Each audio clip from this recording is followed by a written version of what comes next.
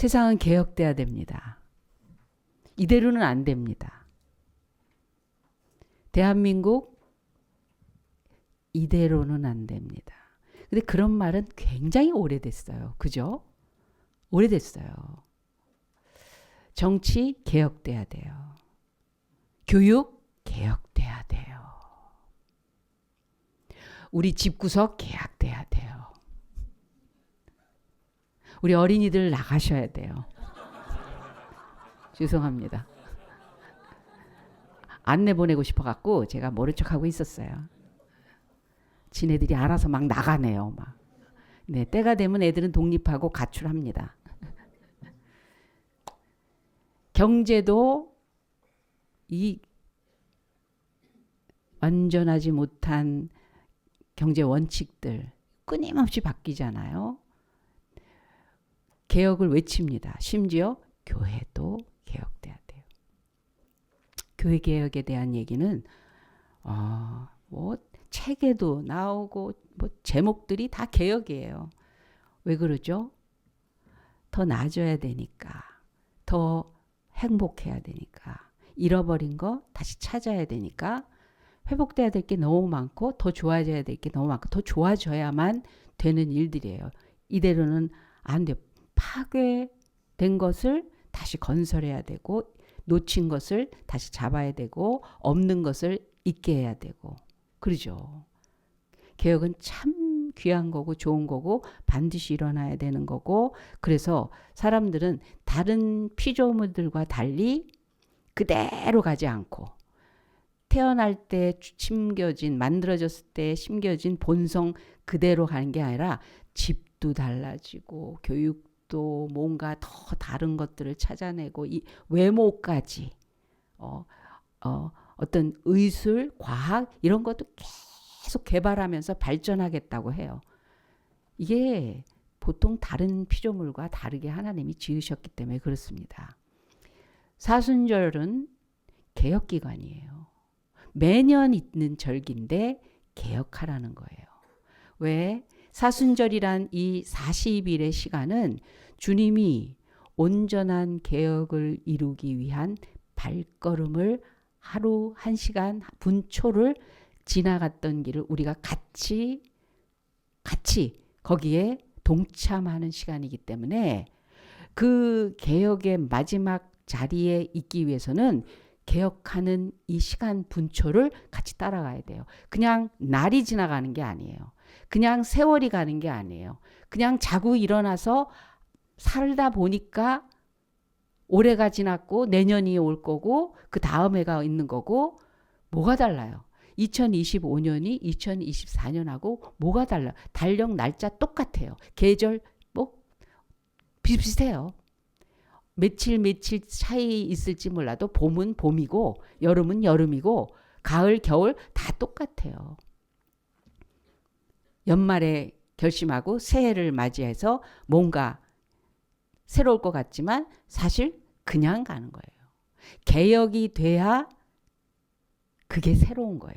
그래서 새 출발을 하고 있는 거예요. 부활은 이 사순절 다음에 있는 겁니다. 주님의 발자취 끝자락에 있는 게 부활이에요. 완전히 새로운, 완전히 이건 이전과 다른 그 어떤 세계, 어떤 날, 어떤 인생으로 뒤집어지는 거. 그거는 먼저 있은 이 시간들이 있었기 때문입니다. 변화가 돼야 새 출발이 가능한 거예요. 정리와 교정이 돼야 성취와 그리고 응답이 약속된 응답이 있는 것입니다. 죽음이라는 것들이 지난 다음에 영원한 생명 그것을 우리가 얻게 되는 것을 우리는 신앙생활 하면서 처음부터 알고 있었던 것이고 그걸 가지고 믿음이다 이렇게 얘기하고 있습니다. 야곱이란 사람은 태어날 때부터 달랐어요. 자기가 쌍둥이로 두 번째로 나오는 아이지만 첫째로 나오고 싶었던 아이예요. 뱃속에 있을 때부터 그런 욕망과 욕심, 열정과 열심이 있었던 근성을 가진 사람이에요. 그래서 가만히 있질 않아요. 그냥 비행기 타면 비행기가 도착하면 거기서 내리면 되는데 비행기 안에서 뛰는 사람이야. 나보다 조금 더 빨리 가려고. 가만히 있으면 뭔가 아쉬워. 뭐가 없을까? 뭐가 없을까? 그런 사람이에요. 그러니까 사실 이런 사람은요, 뭘 이룬다고요. 뭘 남들보다는 조금 뭔가 더 있다니까요. 이런 사람은. 그래서 형이 부러웠어요. 뭐가 부러웠냐면 첫째는 무조건 다 갖는 축복권이 있었다고요. 그 시대에. 그냥 첫째는 그냥 무조건 다야. 태어났다는 것만 가지고. 그러니까 내가 몇 분 차이로 늦게 태어나가지고 저걸 못 간다니. 저걸 못 간다니. 나 축복권. 장자권. 이제는 이미 태어난 상태여서 가능성이 없는데도 마음의 바램은 사라지질 않아요. 그 소원이. 근데 어느 날 때가 왔잖아요. 이 형은 자기는 어차피 축복이야. 첫째니까. 그래서 여유 있어요. 그거는 누가 흔들거나 깨트릴 수 없는 결정된 운명 같은 거여서 자신만만하죠. 근데 사실 그렇습니까? 어느 날 이 축복권, 장자권을 말로 팔아버려요. 동생한테. 가져가. 나 배고프니까 너 갖고 있는 그 팥죽 나한테 줘. 내가 그거 가져가. 설마 했죠. 그러나 그걸로 끝나지 않고 야곱은 축복권을 얻게 됩니다. 그냥 애쓰고 노력해서 얻는 거예요. 막 뒤집어지는 거죠. 몰래 작전을 짜고 뭐 이러면서 집안이 그냥 하루아침에 수라장이 됩니다. 아버지가 축복한다 하니까 그냥 다 난리를 치는 거예요. 그래서 수라장이 되고 어떻게 하다가 야곱이 드디어 아빠로부터 축복권을 받습니다. 큰아들이 가만히 있을 수가 없잖아요. 내가 축복권을 뺏기다니. 왜냐하면 그게 얼마나 귀한 건지 알았거든요. 우리 유산상속 뺏길 수 있어요? 아버지가 나한테 주기로 한 돈, 다른 나보다 더 많이 가져가는 그런 놈이 있어? 내가 그래도 첫째인데 돈만 가지고도 그러는데 이건 돈 수준이 아니라고요. 에서는 알았어요. 이 축복권이 얼마나 귀한 거고 대단한 건지. 근데 자기는 확보했다고 생각했기 때문에 쉽게 여겼던 거죠. 동생이 이걸 가져갔다고 여기고 나니까 죽여버릴 거예요.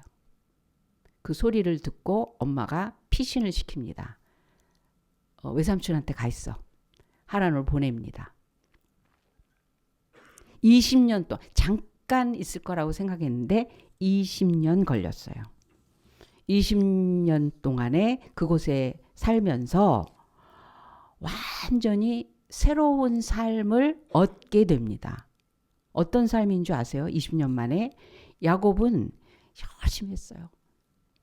조건이 너무 열악했어요. 억울한 것 너무 많았어요. 치사한 것 너무 많았어요. 그렇지만 열심히 살아요. 왜? 내 인생이니까. 내 인생 얻기 위해서 열심히 하는 거예요. 뭘 이루게 돼 있어요. 이런 사람은. 첫 번째로 20년 만에 어떤 일이 벌어지냐면 남 눈치 보면서 외삼촌은 무슨 외삼촌이야. 여러분 가까운 사람이 더 무서울 때가 많아요. 그지 않아요? 공감하시는 분 눈을 껌뻑껌뻑 해보세요. 그건 뭐라고 할 수도 없어. 가까워서. 그런데 그러기 때문에 더 힘들 수 있어요. 외삼촌에게 종이었어요. 근데 20년 만에 나올 때는요. 나야 그냥 이제는 내 인생 산다 할 수 있는 자유인으로 나와서 그만한 것도 자신만만한 뭔가를 이뤘다는 거죠. 그 다음에 가난해서 들어갔는데 지팡이 하나 갖고 들어갔는데 거부가 돼서 나와요. 얼마나 많은 하인들과 가족도 많고 하인들과 가축이 어마어마해서 나오는 거예요. 혼자 들어갔다가 18명이 돼서 나옵니다. 남 밑에서 살다가 내 소유를 가진 주인 행사하면서 나올 수 있게 됐던 거예요. 사람의 지배 속에 있다가 하나님께서 당당하게 너는 거기서 나와. 내가 허락한 그곳으로 가라. 하나님이 지목하신 방향으로 인생이 딱 결정이 된 거예요. 당당하게 그렇게 된 거예요. 그럼 된 겁니까? 아, 이제 고생해서 내 집 마련했어요. 됐습니까? 이 방 저 방에 내가 원하는 거 다 갖추니까 됐습니까? 냉장고 열면 먹을 거 있으니까 됐습니까? 그래도 통장 이렇게 보면 잔금이 그래도 쓸만한 게 계속 들어오고 있으니 됐습니까? 옆에 가족들 들어가면 오손도손 살만한 사람들이 옹기종기 있다고 됐습니까? 무슨 옹기종기야. 짐이야 짐. 힘들어. 미움? 실망? 실패감? 두려움? 좌절감? 분노? 왜 그게 사라지질 않죠? 야고보는 아직 축복이 뭔지 모른 채 그냥 하나님 덕은 보지만 진짜가 아직 이루어지지 않은 20년을 보낸 거예요. 개혁을 해야 됩니다. 개혁을 해야 됩니다. 여러분 나라, 정치, 경제, 교육 모든 것에 새로운 개혁이 필요하지만 진짜 개혁은 어디서부터 시작돼야 되냐면요. 나부터예요. 내 가정, 나로 인한 이 주변 이것이 개혁으로 번져가야 되는. 그래서 나예요. 나. 야곱이 어떤 일이 벌어졌냐면 형을 만났을 때 원수 같던 형이 마음이 변해서 육정이 생긴 거예요.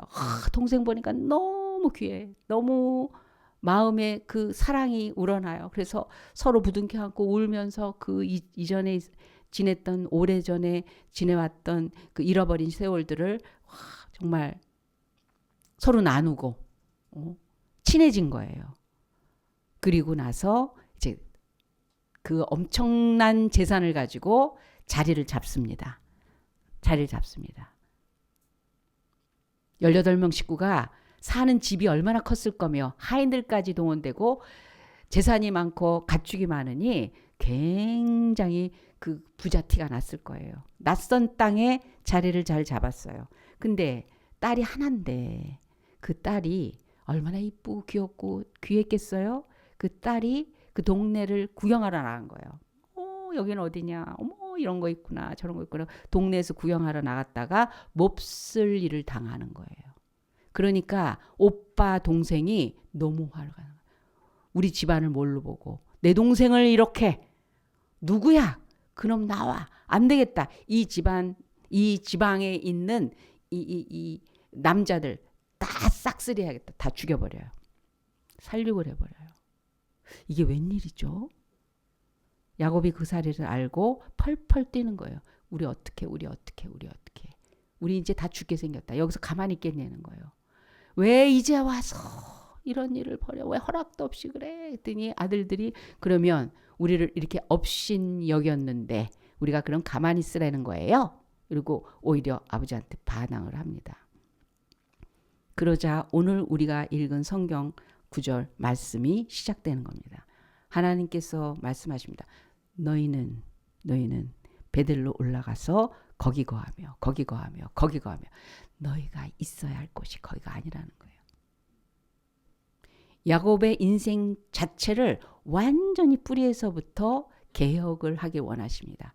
밑바탕이 세워지지 않은 상태에서 기둥을 세우고 지붕을 얹고 문고리를 달고 뭐 화려한 뭘 장식을 했어요? 바람 한번 불어봐요.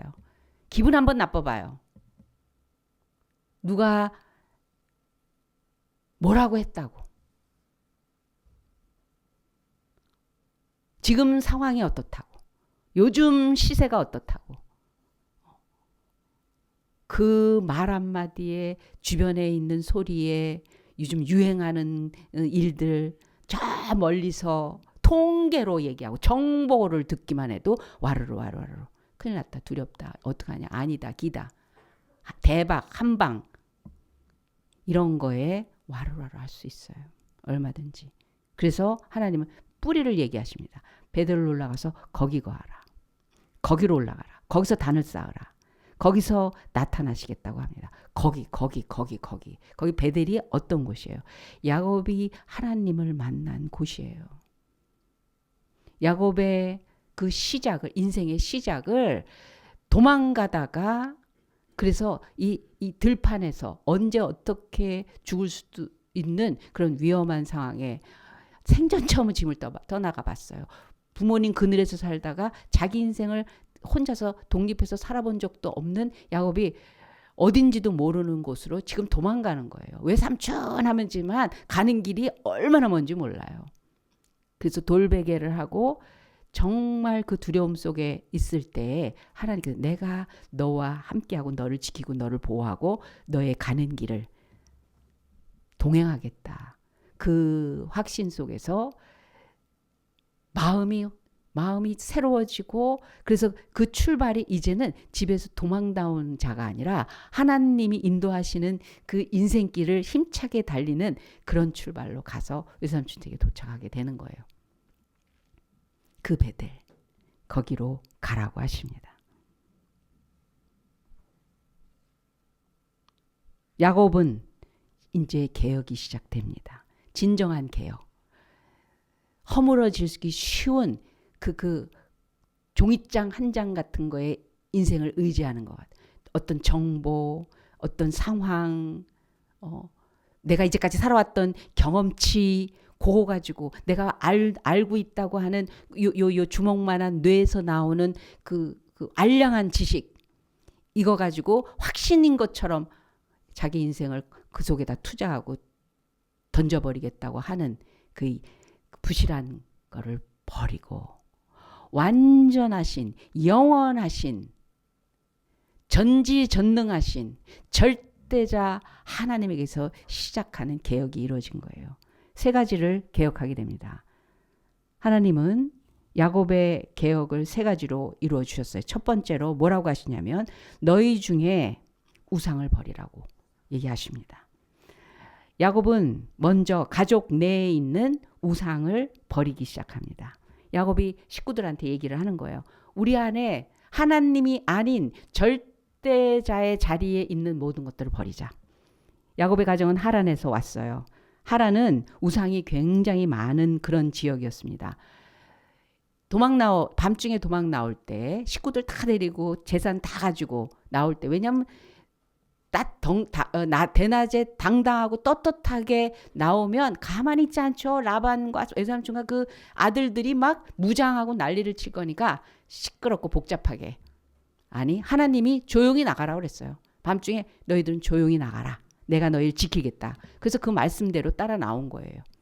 그런데 가만히 있겠어요? 라반이 아들들과 무장한 하인들을 데리고 추격해서 쫓아와요. 그러고 나서, 그런데 하나님이 라반에게 나타나셔서 야곱 건들지 마. 내가 인도하는 자고 내가 지키는 자고 내가 원하는 자다. 저에게 손도 대지 마라. 이야기를 하셔요. 그래서 그 얘기를 라반이 하면서 너 이거 다 사실은 내 거 아니냐. 그런데 왜 내 자식 데리고 나가면서 왜 이렇게 몰래 나가냐. 외삼촌 아십니다. 왜 그런지. 수도 없이 거짓말하고 마음 변해서 이랬다 저랬다 변덕 부리고 그걸 내가 참고 20년을 이렇게 살아왔던 거 아십니다. 하나님이 내게 다 보상하신 거를 갖고 나온 겁니다. 그랬더니 좋아, 가지고 가. 내가 축복해 주마. 그런데 내가 갖고 있는 내 신 드라빔을 왜 갖고 나가는 거야? 내가 믿는 내 신을 왜 갖고 나가는 거야? 난 그런 일 없습니다. 야곱의 아내 라헬이, 가장 사랑하는 아내 라헬이 자기 친정 아버지가 갖고 있는 드라빔을 왜 야곱 남편이 하나님의 은혜와 은총 있고 하나님의 사람이라는 걸 알았을 텐데, 자기 친정 아버지가 앞에서 믿고 그거 의지하고 있는 드라빔, 그 우상단지를 갖고 나온 거예요. 다 뒤져보세요. 우리는 그런 도둑질한 사람 없습니다. 야곱이 모르고 이야기를 했어요. 그랬더니 그냥 다 찾아 샅샅이 뒤지는 거예요. 라헬이 안 되겠거든요. 그래서 말 안장 밑에다가 드라빔을 감춰놓고 거기에 냉큼 올라앉은 거예요. 너는 아빠를 보고 인사도 안 하고 내려와서 이거 뭐 하는 짓이냐. 내려와서 인사를 해야지 왜 이렇게 경망스럽고 예의도 없이 그러느냐. 그랬더니 제가 몸 상태가 안 좋아서요. 야곱이 자기 집 안에 하나님이 아닌 다른 것, 하나님을 믿는다 하면서 하나님, 이제는 저는 하나님을 의지하고 하나님이 나의 모든 것을 책임지시며 사랑하시며 영원한 생명 되시는 것을 믿습니다. 그러면서 세상에 시간은 시간대로, 마음은 마음대로, 몸은 몸대로, 원칙도 규칙도 기준도, 여러분 세상에서 어떤 말을 듣느냐면요, 하나님도 모르고 교회를 다녀보지도 않고 뭐 믿겠다고 하는 사람이 아닌데도요, 하나님 믿는 사람이 어떠해야 되는 걸 다 알아요. 교회 다니고 하나님 믿는 사람들이 저래 이래요. 다른 종교에 있는 사람들이 어떻게 하든 그렇게 화내지 않아요. 그렇게 비난하거나 지적하거나, 왜? 기대도 안 해요. 거기는 뭐 그렇대 요즘 뭐 이러고 말아요. 근데 교회 다니는 사람한테는요 안 그래요. 기준이. 왜 그럴까요? 그래야 되니까. 하나님 믿는 사람은 그래야 되니까. 하나님 믿는 사람은요 뭐가 특별나요? 똑같지. 사람인데. 그런데 달라야 되는 거가 있는 거예요. 하나님이 아닌 다른 것에 인생을 걸지 않아요. 뺏기지 않아요. 왜냐하면 그거는 다른 피조물과 똑같은 수준이에요. 돌, 금속, 종이에 글 쓴 거. 저도 하나님 믿지 않는 우리 집이 하나님 믿지 않을 때 부적 여기저기 다 붙여놨었다니까요. 그거라도 믿겠다는 거예요. 그거 효력 있고 신령한가 생각도 안 해요. 그냥 갖다 붙여놓는 거지. 저게 있으니까 내가 잘 됐을 거고, 그게 왜 저게 효력이 없을까? 그런 거 고민도 안 해봤어요. 빌면서 뭐 잘 되면 다행인 거고, 안 돼도 그것 때문에 내 인생 거는 게 아니니까. 하나님은 살아계시고 그 약속이 천지를 개벽하는 약속이고, 천지가 없어져도 하나님의 약속은 없어지지 않는다고 했어요. 그렇게 완전하시고 확실하신 하나님을 의지하는 거지. 뭐 많은 신 중에 하나라고 종교 선택을 했다고요?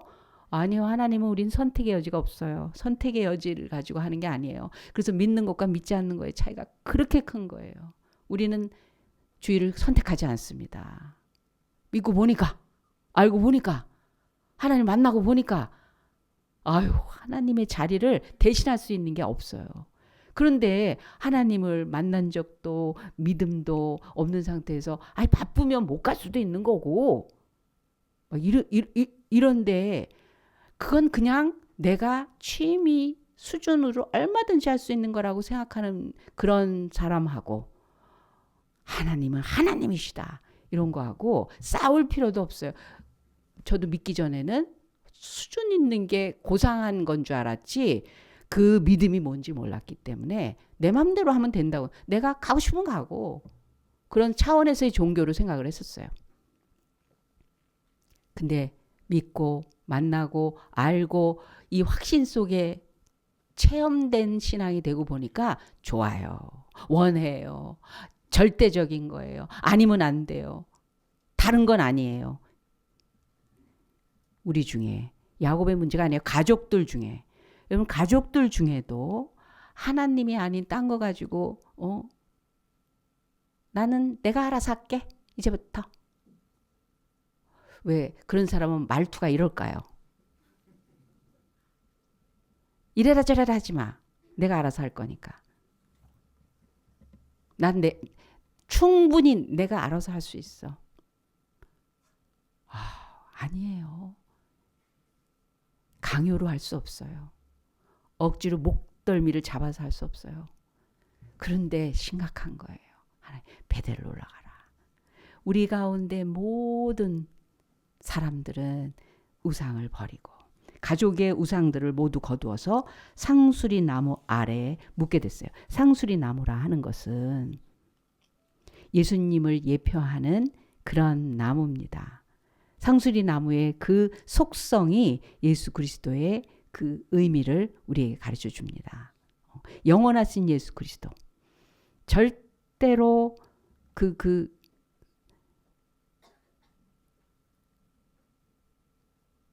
상수리 나무가 갖고 있는 성격 가운데 여러 개가 있는데,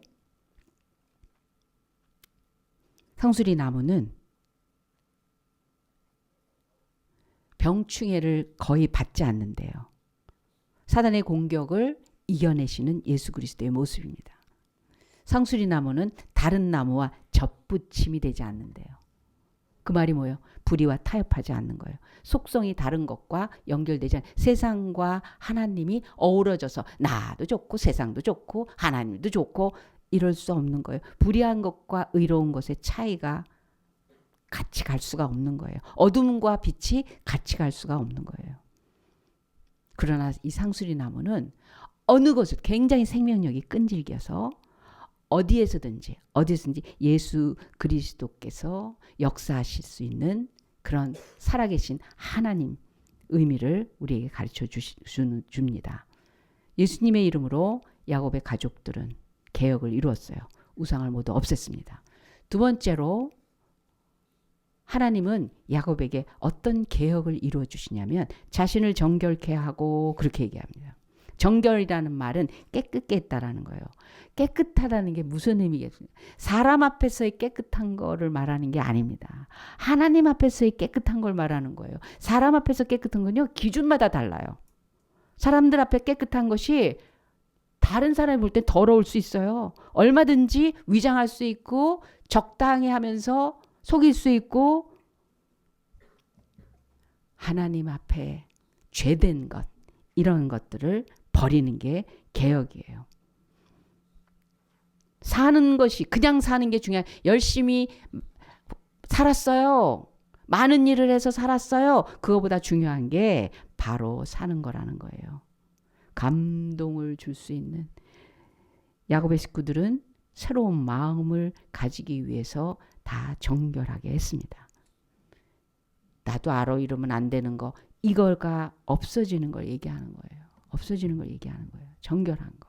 여러분, 성경은 두꺼운 이유가 있어요. 얼마나 촘촘히 별의별 얘기를 다 우리한테 해서 그 개혁의 자리에, 즉 회복의 자리까지 갈 수 있는 모든 일들을 우리에게 말씀해 주십니다. 누구 때문에? 나 때문에. 나를 위해서. 잃어버리는 거 있는 채 살지 말라는 거예요. 놓친 거 있는 채 살지 말라는 거예요. 깨진 거 있는 채 살지 말라는 거예요. 실망한 채 살지 말라는 거예요. 실패한 채 살지 말라는 거예요. 속은 채 살지 말라는 거예요. 살다 보니 안 되는 것도 많습디다 하고 살지 말라는 거예요. 나이가 들어서 이제는 힘이 없어서 못 살겠습니다. 그렇게 하지 말라는 거예요. 그래서 75세, 80세, 120세 나이와 상관없이, 주변 환경과 상관없이 하나님이 하나님 되심을 우리에게 알려주신 책이 성경책이에요. 그걸 믿고 그대로 산 사람은 역시 성경에 있는 하나님이 오늘을 사는 나에게도 하나님이십니다를 고백하게 하십니다. 어느 자매가 저한테 이런 상담을 했어요. 목사님, 청년 때 같이 막 열심히 신앙생활 하던, 아직 결혼하고 가정을 꾸미고, 그래서 오랜만에 만났다는 거예요. 근데 젊었을 땐 그렇게 안 하더니 모였는데, 이게 집에 초청을 해갖고 많은 알던 사람들, 형제 자매들을 불러다가 이렇게 밥도 주고 이렇게 모임을 즐겁게 지내는 거죠. 그런 시간을 갖는 거죠. 근데 술을 돌리더라는 거예요. 그래서 깜짝 놀랬다는 거예요. 교회에서 만난 청년들이었다가 나이가 들었는데 술을 돌리더라는 거예요. 그래서 그런데 내가 밖에 나가서 뭐 술 먹고 돌아다니는 사람은 아니야. 근데 이거는 음료야. 우리 기분 좋게. 너무 바리새적으로 너무 그렇게 그러지 말고 우리 즐겁게 하자. 모두가 그런 분위기에 자연스럽게 스며들고 흡수가 되는 거예요. 그렇죠? 뭐 그 사람이 인생 바깥에 나가서 교회 부끄러워 하나님 부끄럽게 그런 식으로 행동하는 사람은 아니고 우리 안에서 목사님 어떻게 생각하세요? 그러는 거예요. 저한테 와서 왜 그런 질문을 나한테 하는 거야? 그래서 제가 그랬어요. 그러면 오늘의 자매였대는데 하영주 목사님 모시고 그 자리를 할 수 있으면 오케이 패스해라. 담임 목사님 하영주 목사님인데 하영주 목사님 교회 교인이니까 그 목사님 모시고 그런 시간 파티 즐거운 시간을 할 수 있으면 오케이 해라. 그렇게는 조금 어려워. 그럼 보이는 사람 앞에서도 살짝이라도 그거는 조금 좀 그러네요.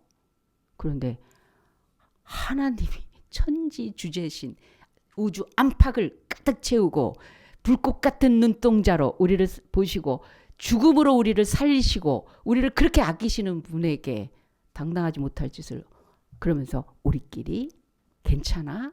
음료야? 어떤 목사님이 우리 성막 갔다 왔죠. 성막 수양관에서 집회를 하면서 너무 은혜를 받으셨대. 근데 그분이 너무 몸이 컨디션도 안 좋고 하니까 꼭 주무시기 전에 포도주 한 잔을 꼭 드셨대요. 그게 무슨 파티도 아니에요. 몸을 위해서. 그래서 이렇게 좀 폭 잠을 잔다고 생각을 하셨나 봐요. 근데 성막 수양관에서 수양회를 하시면서 은혜를 너무 많이 받으신 거예요. 그래서 마지막 날 그 앞에 무릎 꿇고 막 기도를 하시는데 환상이 확 열리더래요.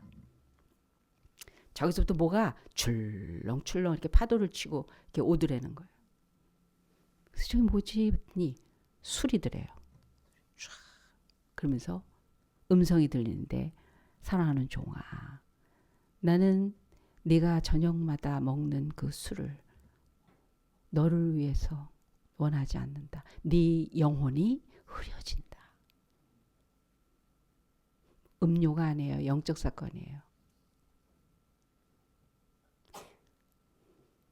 그러면서 그래서 그 자리에서 결심을 했대요.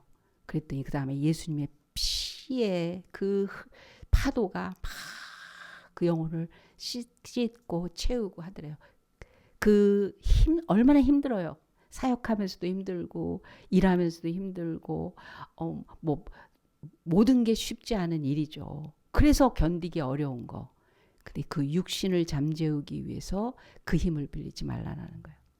하나님의 힘, 하나님의 도우심, 실질적인 살아계신 하나님의 능력을 하나님은 더 원하시는 거예요. 술은 예수님도 물을 포도주로 바꿨고 디모데에게 야 매일 금식하면서 속이 다 벼렀다. 너 그러지 말고 포도주라도 이 속을 좀 달래라. 그런 말씀 있어요. 여러분 근데 그 얘기하고 지금 예화로 하는 거하고는 좀 다르지 않아요? 왜라는 거에 답이 있는 거예요. 하와이에 어떤 목사님이 새로 부임하셨어요.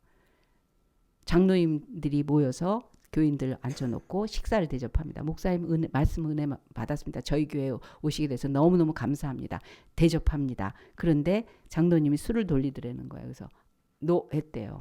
그랬더니 저희는 다른 의미 아니고 그저 일상에서 그리고 우리는 이런 것들에 대해서 그렇게 오픈되어 있는 열린 마음입니다. 목사님 너무 그게 부담스러워하지 마시고 그냥 이해해 주시고 이렇게 거절 하다가 이 성도님들에게 내가 너무 인간의 의로 좀 부딪히게 하는 거 아닌가? 그래서 마지막에 네 그러면 하고 한 잔 받으셨대요. 그 다음에 쫓겨나셨어요 이분. 묘하죠? 야 목사 받아 먹더라 야.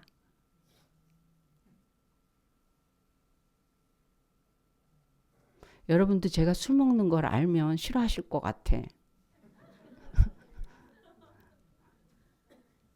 술은 술이 아니더라고요. 영이더라고요. 영혼의 문제더라고요. 욕은 욕이 아니더라고요. 영혼의 문제더라고요. 사기는 거짓말은 습관이 아니더라고요. 영이더라고요. 존재더라고요. 그래서 우리가 성결케 하라. 성결케 하라. 하나님이 담아내고 싶은 그 모든 회복과 좋은 것들을 그것 때문에 막히지 말라라는 거예요. 우리 완전한 성인군자대라는 올가매는 무슨 사슬이에요? 아니에요. 오히려 사슬을 푸는 거예요. 그게 개혁입니다. 그 다음을 위해서 마지막으로 의복을 바꾸라고 얘기하십니다. 의복은 이 사람들은 하란의 옷을 입고 있었어요. 자기도 모르게 우상의 옷을 입고 있었던 거예요. 옷을 바꿔 입는다는 말은 행동을 다르게 한다는 것입니다. 경찰은 경찰복을 입잖아요. 일할 때 작업복 입잖아요. 예배 드릴 때 입는 옷이 있다고요.